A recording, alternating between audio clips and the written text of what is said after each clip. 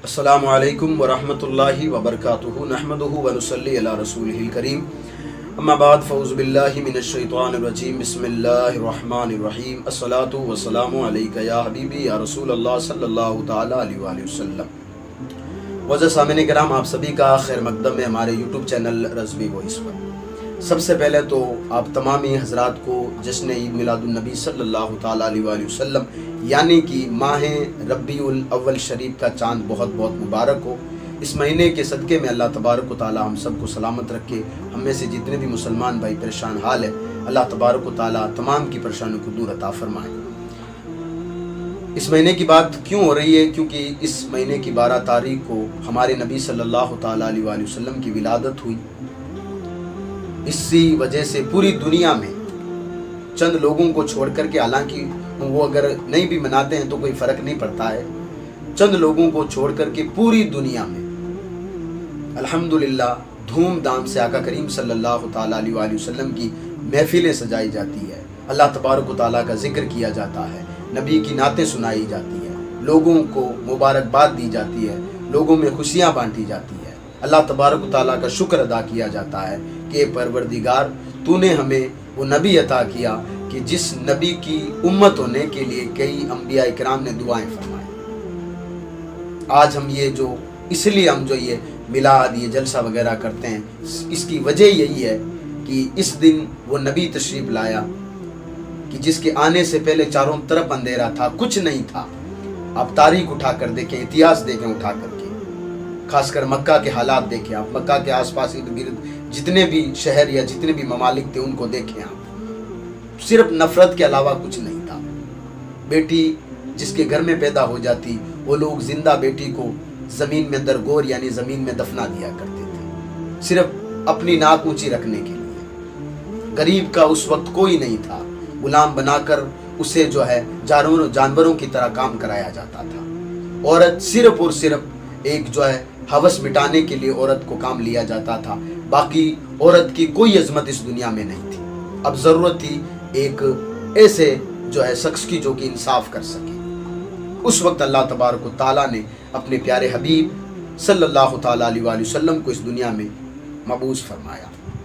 वो 12 तारीख थी इसी महीने की, इसलिए हम 12 तारीख को नबी करीम सल्लल्लाहु तआला अलैहि वसल्लम के नाम का जश्न मनाते हैं, इसलिए इसको जश्न ईद मिलादुन नबी सल्लल्लाहु तआला अलैहि वसल्लम का महीना कहा जाता है। और कई जगह तो लोग इस महीने का असल नाम तक नहीं जानते हैं, रबीउल शरीफ। कई लोग कहते हैं कि ये जश्न ईद मिलादुन नबी सल्लल्लाहु अलैहि वसल्लम का चाँद है, कि ईद मिलादुन नबी का चाँद है।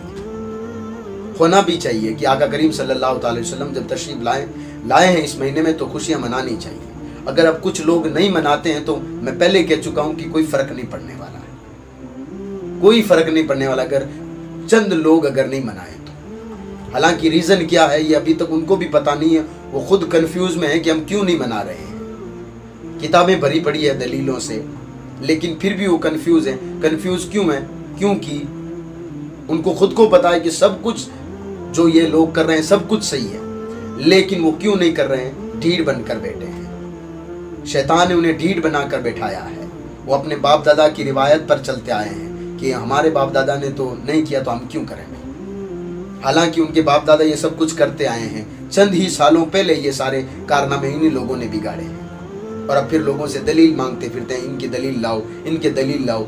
हमारे उलमा ने हज़ारों तरीके की दलील इनके सामने रख दी, फिर भी अगर कोई दलील नहीं मानता है तो फिर उसको चाहिए कि सबसे पहले किसी अच्छे से डॉक्टर से इलाज करवाए, कि भाई मैं सब कुछ पढ़ने के बाद अगर मुझे समझ में नहीं आ रहा तो मुझे इलाज कराना चाहिए।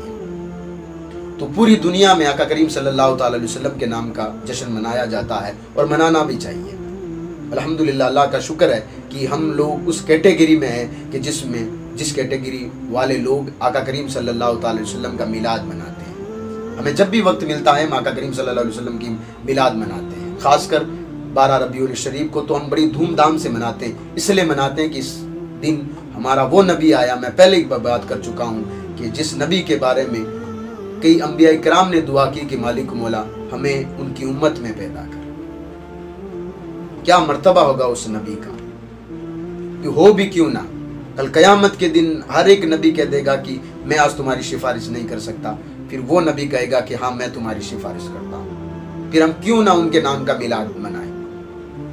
پھر ہم کیوں انکار کریں کہ یہ میلاد منانا جائز نہیں ہے؟ اس کے بعد آپ دیکھیں اللہ تبارک و تعالیٰ نے قرآن مجید میں فرمایا اعوذ باللہ من الشیطان الرجیم بسم اللہ الرحمن الرحیم وما ارسلناک الا رحمۃ للعالمین، اے محبوب ہم نے آپ کو سارے جہان کے لیے رحمت بنا کر بھیجا۔ یہ سیدھا اور جو ہے سادہ ترجمہ اور خلاصہ ہے قرآن مجید کی اس آیت کا، یعنی دنیا میں جتنے بھی انسان ہیں ہم نے آپ کو ان کے لیے بھی رحمت بنا کر بھیجا ہے۔ کل قیامت کے دن جو اللہ اس کے رسول کے بتائے راستے پر چلے گا، جو قرآن و حدیث کے راستے پر چلے گا، آپ قیامت کے دن ان کے لیے بھی رحمت ہے۔ شرط یہ ہے کہ آپ کو اللہ اس کے رسول کے بتائے راستے پر چلنا ہوگا، جس کو اہدنا الصراط کا راستہ کہا گیا، اہدنا الصراط المستقیم کا راستہ قرار دیا گیا۔ اب ان کی شان کیا ہے یہ تو اللہ پاک ہی بہتر جانتا ہے کہ اللہ تبارک و تعالیٰ نے ان کو کیا کیا شان عطا کی ہے۔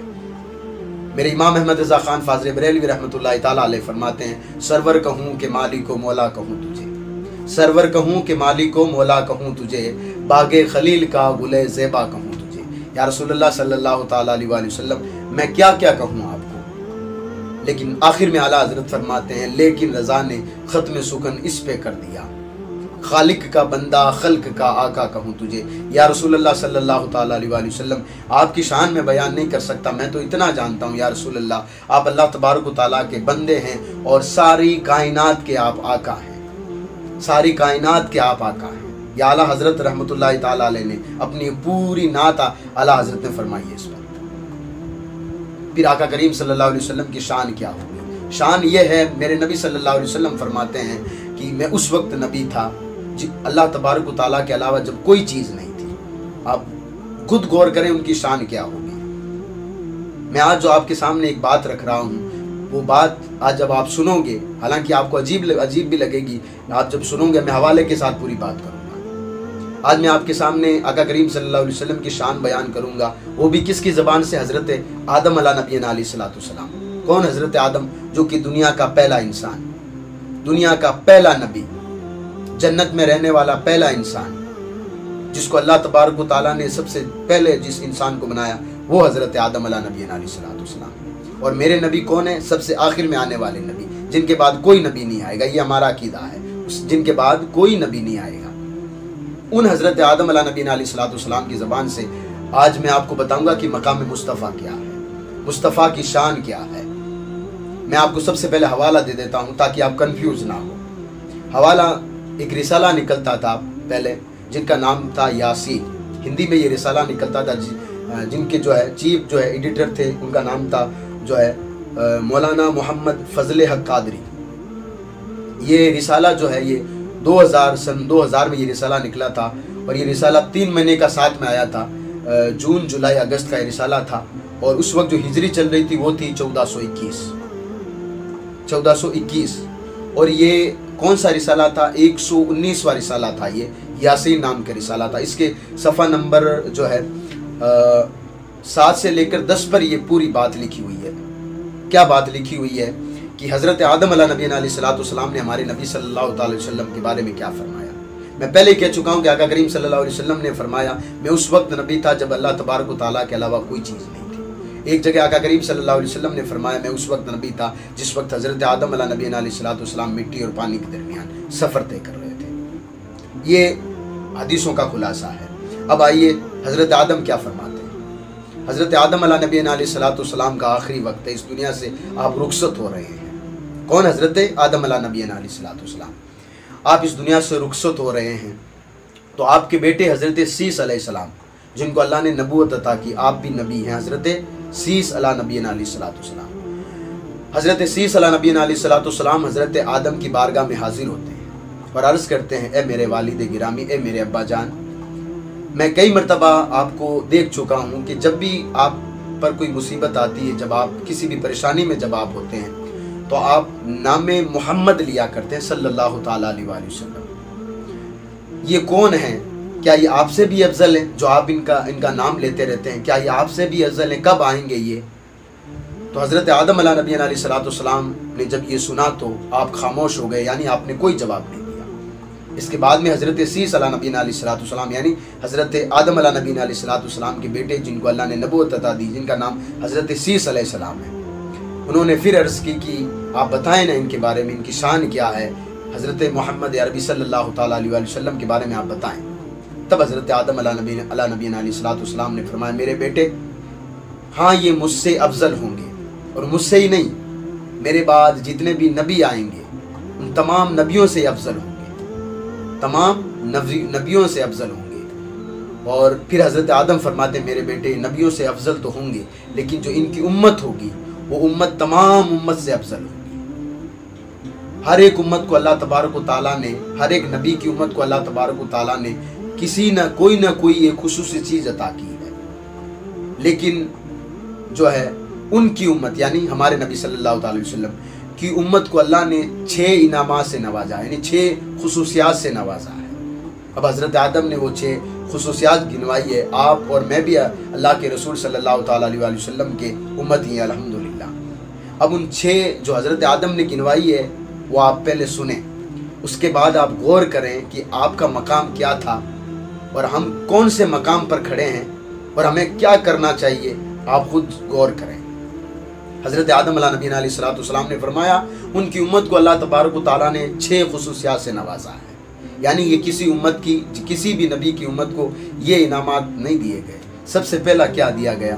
حضرت آدم فرماتے ہیں میرے بیٹے میں ایک غلطی کی وجہ سے جنت سے نکالا گیا، یعنی میں نے ایک خطا کی تھی۔ وہ خطا کیا تھی کہ گندم کا ایک درخت تھا، اللہ تبارک و تعالیٰ نے فرمایا آدم جنت میں ہر جگہ گھومنا، لیکن اس جو ہے کہ قریب تک مت جانا، اگر اس کے قریب جاؤ گے تو پھر جو ہے جنت سے نکال دیے جاؤ گے۔ تو حضرت آدم نے وہ گندم کھا لیا تھا، تو اللہ تبارک و تعالیٰ کا حکم ہوا کہ آپ جو ہے جنت سے نکل جائیں۔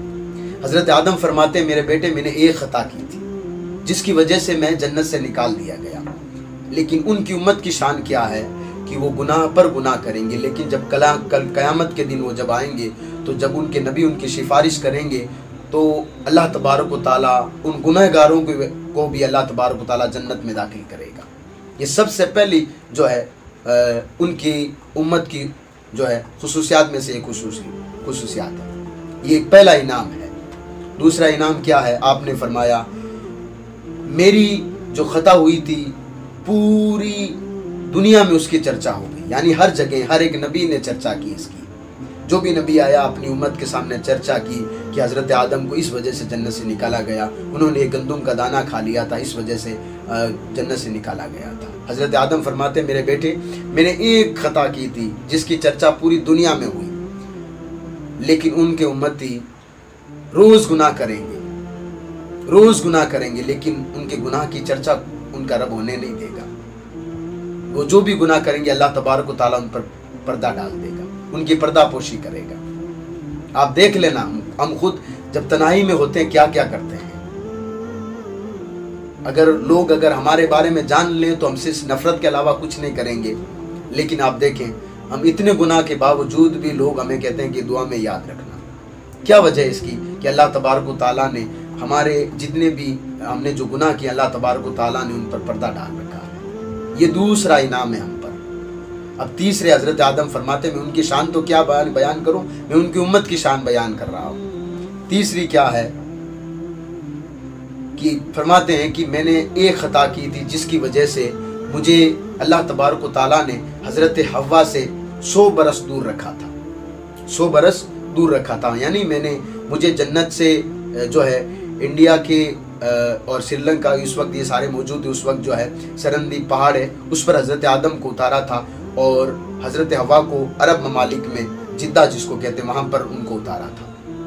تو کہا کہ میری ایک خطا کی وجہ سے اللہ تبارک و تعالیٰ نے مجھے 100 برس تک حضرت حوا سے دور رکھا، لیکن ان کی امت گناہ پہ گناہ کرے گی، لیکن اللہ تبارک و تعالیٰ ان کے کسی بھی عزیز و اقارب کو ان سے دور نہیں کرے گا۔ آپ دیکھ لیں ہم گناہ کرتے ہیں لیکن ہمارا کوئی بھی عزیز و اقارب ہم سے دور نہیں ہوتا ہے۔ یہ اللہ تبارک و تعالیٰ نے جو ہے تیسرا انعام امت محمدی کو دیا ہے، یعنی ہم کو دیا ہے۔ یہ آگے فرماتے ہیں چوتھا یہ کہ میں نے جو ہے ایک خطا کی وجہ سے میں 300 برس روتا رہا، 300 برس رو کر اللہ کی بارگاہ میں جو ہے توبہ کرتا رہا کہ اللہ تبارک و تعالیٰ مجھ سے خطا ہو گئی ہے معاف کر دے۔ 300 برس تک میں کرتا رہا، آخر میں نے اسی نبی کا وسیلہ دے کر اللہ کی بارگاہ میں جو ہے توبہ کی تو اللہ نے میری 300 برس بعد میں میری توبہ قبول کی تھی، وہی ان کے نبی کی جو ہے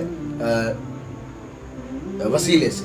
یعنی میں نے جب ان کے نبی کے نام کو پہلے رکھا، کہا کہ اللہ تبارک و تعالیٰ اس ہستی کا تجھے واسطہ، تب اللہ تبارک و تعالیٰ نے 300 سال کے بعد میری توبہ قبول کی تھی۔ لیکن ان کی امت کا حال کیا ہے؟ اگر وہ گناہ کر کے صرف ندامت ہوں گے اس گناہ پر، یعنی شرمندہ ہو جائیں گے اور یہ سوچیں گے کہ یہ جو میں نے کام کیا ہے اللہ کو راضی کرنے والا کام نہیں ہے، اللہ کو ناراض کرنے والا کام ہے، اور اگر وہ توبہ کریں گے تو اللہ تبارک و تعالیٰ ان کی جو ہے توبہ کو قبول کر لے گا۔ یعنی کہ 300 سال اتنی جو ہے ان کو مشقت نہیں کرنی پڑے گی، صرف اور صرف ان کو آنسو بہانے ہیں، شرمندہ ہونا ہے، اور آئندہ یہ خیال رکھنا ہے کہ آئندہ میں اس گناہ کو کبھی نہیں کروں گا، تو اللہ تبارک و تعالیٰ فوراً ان کی توبہ کو قبول کر لے گا۔ یعنی ادھر انہوں نے گناہ کیا، ادھر اس کے دل میں یہ خیال آیا کہ یہ کام اللہ تبارک و تعالیٰ کو ناراض کرنے والا ہے، مالک و مولا آج کے بعد میں یہ کام کبھی نہیں کروں گا اور میں شرمندہ ہوں اس کام پر، اللہ فوراً جو ہے اس کی توبہ کو قبول کر لے گا۔ یہ چوتھا انعام ہے آقا کریم صلی اللہ تعالیٰ علیہ وسلم کی امت پر۔ یہ کون کہہ رہا ہے؟ حضرت آدم فرما رہے ہیں۔ آگے فرماتے ہیں میرے بیٹے، پانچواں جو انعام ان کی امت کو دیا گیا وہ کون سا ہے؟ وہ یہ ہے کہ میں نے صرف ایک خطا کی تھی، وہی ایک گیہوں کا دانہ کھا لیا تھا، تو اللہ تبارک و تعالیٰ نے میرا جسم پر جتنے بھی کپڑے تھے وہ اتار دیا، یعنی جو جنت لباس تھا وہ اتار دیا، یعنی مجھے برہنہ کر دیا، میرے جسم پر کوئی کپڑا باقی نہیں رہا تھا۔ لیکن ان کی امت گناہ پہ گناہ کرے گی، لیکن اللہ تبارک و تعالیٰ انہیں کسی بھی نعمت سے روکے گا نہیں، یعنی وہ کبھی ان کو لوگوں کے سامنے کبھی بھی ان کو شرمندہ نہیں ہونا پڑے گا۔ یعنی کہنے کا مطلب یہ ہے کہ جو بھی گناہ کرے گا لوگوں کو پتہ نہیں چلنے دے گا۔ کپڑے سوٹ بوٹ ایک دم، بندہ چاہے کتنا بھی گناہ گار ہوگا، سوٹ بوٹ پہن کر جب باہر آئے گا تو لوگوں کو لگے گا یہ نیک ہے۔ یہ ان کو اللہ تبارک و تعالیٰ نے ان کی امت کو 5واں انعام دیا ہے۔ حضرت آدم فرماتے اپنے بیٹے کو کہ ان کی نبی کی شان تو میں کیا بیان کروں، یہ ان کی امت کی شان ہے۔ چھٹی جو آپ نے فرمائی میرے بیٹے، مجھے توبہ کے لیے عرفات کے میدان میں جانے کی حاجت ہوئی، یعنی میں عرفات کے میدان میں جا کر جب میں نے توبہ قبول کی تب جا کر میری توبہ قبول ہوئی۔ یعنی میں 300 سال تک اللہ کی بارگاہ میں توبہ کرتا رہا، جب میں عرفات کے میدان میں پہنچا وہاں جا کر میری توبہ قبول ہوئی۔ مجھے عرفات کے میدان میں جانا پڑا، اگر میں وہاں نہیں جاتا تو میری دعا قبول نہیں ہوتی۔ لیکن ان کی امت کو اللہ نے یہ انعام دے رکھا ہے، ان کو گھر سے نکلنے یا پھر مسجد سے نکلنے کا بھی جو ہے ضرورت نہیں پڑے گی، وہ جہاں بھی ہوں گے اگر وہ توبہ کریں گے تو اللہ تبارک و تعالیٰ ان کی توبہ قبول کر لے گا سچے دل سے۔ وہ اگر شرمندہ ہوں گے، جو میں نے پہلی بات بتائی ہے کہ آج کے بعد یہ کبھی نہیں کروں گا، میں توبہ کرتا ہوں، تو اللہ تبارک و تعالیٰ فوراً، ان کو کہیں جانے کی ضرورت نہیں ہے، اللہ تبارک و تعالیٰ فوراً ان کی جو ہے توبہ قبول کر لے گا۔ یہ 6 چیزیں ان کی امت کو دی ہے۔ اب آپ مجھے بتائیے امت کی شان یہ ہے تو اس نبی کی شان کیا ہوگی جس نبی کو یہ امت مانتی ہے؟ کیوں نہ پھر ہم کہیں کہ وہ ہمارے لیے جو ہے رحمت بن کر آئے۔ ہم گناہ کرتے ہیں لیکن پھر بھی اللہ تبارک و تعالیٰ لوگوں کے سامنے یہ کبھی بھی راز کھلنے نہیں دیتا کہ یہ فلاں گناہ کرتا ہے، یہ 2 نمبر کا کام کرتا ہے، یہ کبھی بھی لوگوں کے سامنے راز کھلنے نہیں دیتا۔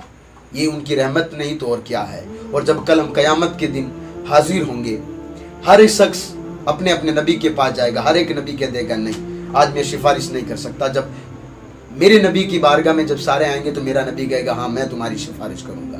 پھر وہ ایک سجدہ کریں گے، اور سجدہ اس وقت اپنا سر نہیں اٹھائیں گے تب تک جب تک اللہ تبارک و تعالیٰ کہے گا کہ محبوب آپ سر اٹھائیں، جو آپ مانگو گے وہ دیا جائے گا۔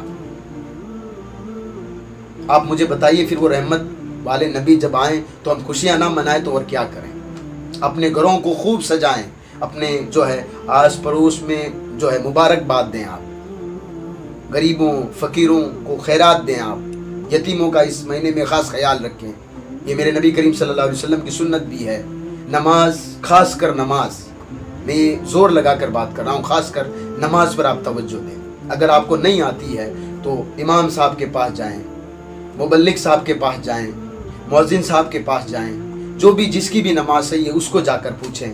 اس مہینے میں عہد کریں کہ میری نماز نہیں چھوٹے گی، کیونکہ وہ نبی فرماتے ہیں کہ میری آنکھوں کی ٹھنڈک وہ جو نماز ہے، مجھے بڑی سب سے اگر کوئی اچھی عبادت مجھے پسند ہے سب سے زیادہ تو وہ نماز ہے. حالانکہ ساری عبادتیں میرے نبی کو پسند ہے، لیکن نماز کے بارے میں خصوصی فرمایا کہ میری آنکھوں کی ٹھنڈک ہی ہے نماز.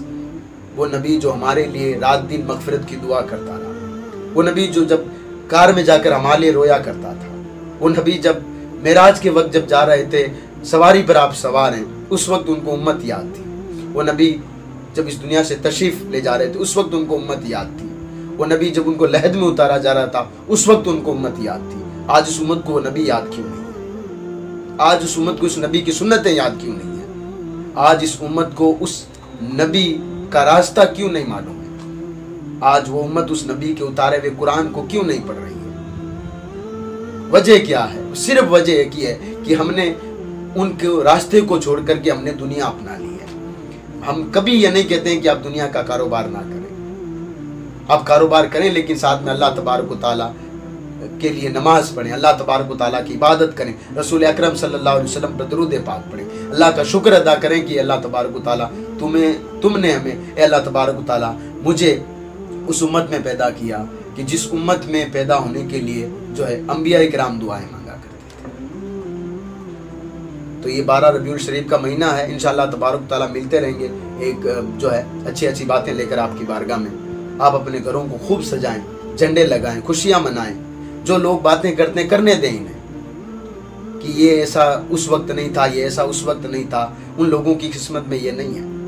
میں تو پہلے کہہ چکا ہوں، سب کچھ آپ کے سامنے موجود ہونے کے بعد اگر آپ کو بتا دیا گیا کہ آقا صحابہ کرام آقا کریم صلی اللہ تعالیٰ علیہ وسلم کی جس دن ولادت ہوئی تھی آقا کریم خود روزہ رکھا کرتے تھے، پوچھا جاتا یا رسول اللہ آپ اس دن روزہ کیوں؟ آقا کریم فرمایا اس دن جو ہے آقا کریم نے فرمایا اس دن اللہ تبارک و تعالیٰ نے مجھے پیدا کیا.